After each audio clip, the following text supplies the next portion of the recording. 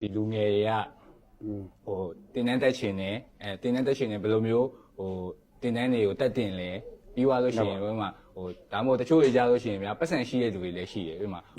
ဟိုဒီဟာကိုလှုပ်အသက်မွေးလမ်းကြောင်းတစ်ခုအနေနဲ့လှုပ်ချင်တယ်ဗျာပြီးသွားလို့ရှိရင်ဒီဆိုင်ကိုဘယ်လိုဖွင့်ရမလဲပြီးကျွန်တော်ဒီဘာဆိုတာအမျိုးအများကြီးရှိတာပေါ့နော်ဟိုကျွန်တော်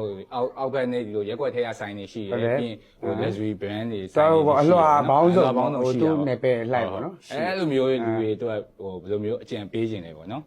အကြံတော့တွေထူးတော့ဟိုမပေးချင်ပါဘူးအဓိကတော့ကျွန်တော်တို့နိုင်တဲ့လောက်ပေါ့လက်တွဲခေါ်ရပေါ့နော်ဥပမာတင်တန်းသားတယောက်လာတက်တယ်သူ့မှာ invest က10သိန်းရှိရတယ်ဟိုစိတ်မကျင်နဲ့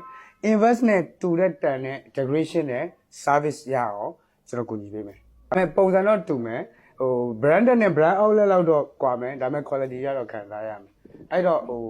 အလွှာပေါင်းစုံလူငယ်ပေါင်းစုံလူပေါင်းစုံပေါ့နော်ဟိုဘယ်လွှာဖြစ်ဖြစ်ဘာဘာ shop ဟို business ကိုလွယ်လွယ်ကူကူလုပ်ကင်လို့ရမယ်ပြီးတော့ဒီထူးဖြင့်ကျွန်တော်တို့နိုင်ငံလူငယ်တွေပေါ့ဗျာဟိုအလောက်ကင်လေးခွင်လန်းလေးစင်ပြေသွားမယ်ဟိုပြောနေကြလမ်းပြောက်တယ်ဆိုတဲ့ကိစ္စနည်းနည်းများရော့သွားမယ်ဗျာအေးပေါ့အဲ့တော့ကျွန်တော်လုံးရတဲ့ကိစ္စတန်တယ်ပျော်တယ်ဗျာဘာပြောတခြားနိုင်ငံတွေမှာဒါဖြစ်ပြီးသွားပြီဖြစ်ပြီးသွားပြီကျွန်တော်တို့နိုင်ငံလေးပဲနည်းနည်းလေးကြံသေးတာပေါ့နော်အဲ့လိုမျိုးဆိုတော့နောက်ဖြစ်တော့မှဒါအဓိကတော့အားလုံးဟိုဝိုင်းပြီးတော့ညီညီညွတ်ညွတ်